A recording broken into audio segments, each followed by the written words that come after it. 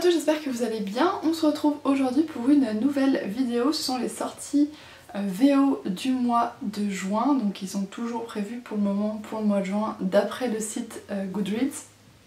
J'ai pas vu trop au final de livres se décaler sur les sorties VO, donc c'est plutôt pas mal.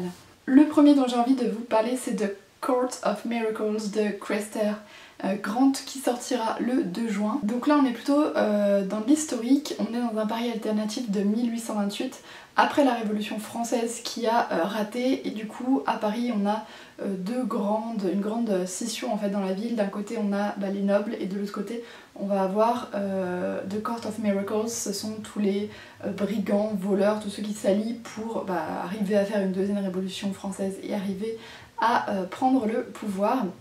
Et on va suivre Nina qui elle est du côté de ces brigands. Elle a l'habitude de voler pour survivre dans la vie, et en fait sa sœur Evie, si je me souviens bien, va attirer un noble qu'ils appellent l'œil de tigre, The Eye of the Tiger, qui je pense n'a pas une très bonne réputation, et du coup sa sœur va tout faire pour Nina, donc va tout faire pour arriver à ce que ce noble-là n'essaye pas d'épouser sa sœur.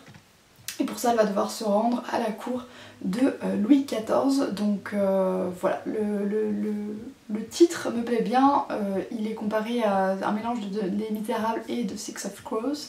Je n'ai pas lu Six of Crows, mais enfin voilà, rien que l'histoire, le résumé, la couverture me donne bien envie. On continue avec Season of the Storm de El Cosimano qui sortira le 23 juin. On est ici dans du fantastique YA. On a Jack qui a été face à un choix, donc soit mourir, soit se voir attribuer la vie éternelle, mais qui doit répondre aux règles de la magie Gaïa. Donc il va choisir de vivre, et du coup il va devenir la représentation de l'hiver. Et en fait dans ce monde là, chaque saison est représentée par une personne, et ces personnes doivent tuer la saison précédente pour pouvoir voilà, faire régner sa saison, si je puis dire. Donc on a l'été qui tue le printemps, l'automne qui tue l'été, et l'hiver qui tue l'automne, etc. Donc ça fait un cycle. Et en fait il y a Jack donc, qui représente l'hiver, et Fleur qui représente le printemps, qui vont tomber amoureux et qui vont essayer de tout faire pour briser ce cycle un petit peu éternel pour pouvoir être ensemble. Je continue toujours dans du fantastique avec A Song of Wrath and Ruin de Rosaina A. Brand qui sortira le 2 juin. Ce qui est intéressant dans ce livre là, c'est que ça change un petit peu des autres livres YA fantasy qu'on peut lire, puisque ici on est dans un folklore est-africain avec des personnages de peau noire, et on va suivre en fait deux personnages, Malik et Karina, qui vont se retrouver attirés l'un l'autre, sauf qu'ils ils ont chacun dans leur plan de tuer l'un l'autre, mais bien sûr les sentiments vont venir se mêler à tout ça. Donc on a Malik d'un côté qui, pour sauver sa sœur, veut tuer la princesse héritière d'un royaume, et cette princesse héritière, elle, veut offrir sa main en mariage à celui qui va gagner la compétition Solstasia, si je me souviens bien.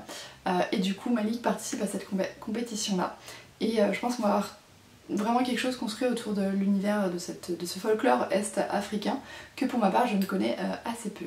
On passe cette fois-ci à plutôt du contemporain avec You Say It First de Cathy Cotugno qui sortira le 16 juin. On va suivre ici deux personnages. Donc on a Meg d'un côté qui a un petit peu la vie parfaite, donc elle a une famille qui a plutôt les moyens, le petit ami adorable et admirable, et le petit boulot qui lui permet de se faire un petit peu d'argent de poche. Et pour ça elle appelle différentes personnes un petit peu dans tous les États-Unis pour je crois c'est pour les motiver à aller voter. Et de l'autre côté, donc on a Colby qui lui habite dans une petite ville de l'Ohio sans trop de moyens, qui fait tout pour essayer de s'en sortir, et du coup qui va recevoir ce coup de téléphone de la part de Meg, et qui va un petit peu l'envoyer bouler parce que voilà, il n'a pas envie recevoir de leçons d'une fille à papa. Et en fait, du coup Meg va très mal le prendre et une conversation va d'abord par message et je pense que des fois par téléphone va continuer entre ces deux personnages là. Donc d'abord une conversation je pense un petit peu pas brutale mais presque, et puis petit à petit se changer en amitié et potentiellement en autre chose. On repasse à du fantastique avec The Kinder Poison, donc un premier tome de Nathalie Mahé qui sortira le 16 juin. Donc ici on est dans un univers plutôt désertique, dans un royaume plutôt désertique, et on va suivre Zaru qui a toujours souhaité partir du royaume dans lequel elle habite pour découvrir d'autres choses, sauf qu'elle est un petit peu retenue là-bas parce qu'elle a un certain pouvoir qui lui permet de vraiment se connecter avec les animaux, et du coup elle travaille pour l'animalerie du palais. Et d'un autre côté, on va avoir une course un petit peu à la mort qui va être lancée par les dirigeants pour élire le prochain dirigeant parmi les héritiers. Donc c'est une course dans le désert qui amène au palais, je crois, et qui doit amener à la fin à un sacrifice humain. Et du coup, alors que tout le royaume est plutôt concentré sur cette course-là, Zaru va essayer d'entrer dans le palais pour sans doute aller voler quelque chose pour pouvoir se faire l'argent et partir d'ici, sauf que en fait au moment où elle va entrer dans le palais, elle va se retrouver au milieu des héritiers qui vont un petit peu la choisir comme sacrifice humain. Et du coup voilà, je pense que tout le livre va être autour de comment elle va arriver à se sortir un petit peu de manière à ne pas être le sacrifice humain qui devra arriver à la fin, au début de la course. C'est un peu difficile à dire avec le résumé si la course vient de se terminer, si elle a à peine commencé, etc.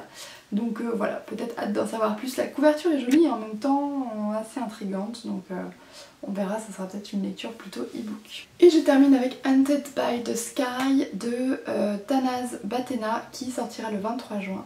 On est ici dans de la fantasy YA et on va suivre deux personnages, donc Ghoul d'un côté, qui est une jeune fille qui depuis la naissance a une marque en forme de soleil, je crois, ici, et en fait toutes les filles du royaume qui ont ce genre de marque disparaissent assez jeunes dans leur vie, donc je pense qu'elles sont enlevées et sûrement tuées, et ses parents, elles, donc, ont été tués alors qu'elle était très jeune à cause de la marque qu'elle avait, et elle a été recueillie par les filles du Lotus Doré, et du coup elle a été cachée par ce groupe là.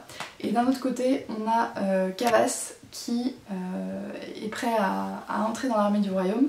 Il veut essayer de sauver son père qui est malade, et en fait dans le bazar de la ville dernièrement il a rencontré une jeune fille, Ghoul, qui l'a assez Gul, alors je sais pas comment on prononce, qui l'a assez intriguée.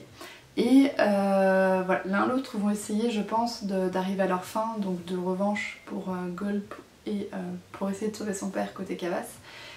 Ils vont être amenés à faire un bout de chemin ensemble et qui va les amener, je pense, dans un certain nombre d'intrigues. J'aime beaucoup la couverture de ce livre-là. Le résumé est pas forcément très parlant, si je puis dire, mais la couverture me tente bien et j'ai l'impression qu'on est quand même dans un monde, ouais, c'est ce que je suis en train de lire en plus, inspiré donc de l'Inde médiévale, ce qui peut changer un petit peu de ce qu'on peut lire aussi en fantasy YA, et je trouve, j'aime bien toutes les choses qui parlent un petit peu d'Inde ou des pays plutôt du sud à cette période de l'année où l'été commence. Voilà, c'en est tout pour cette sélection de sorties livresses. N'hésitez pas à me dire si j'ai pu vous donner envie avec certains de ces livres-là, ou si vous en avez osé d'autres, peut-être même des sorties françaises. Je serais ravie d'en discuter avec vous. Et puis je vais vous souhaiter une très bonne journée, de très bonnes lectures et à très bientôt.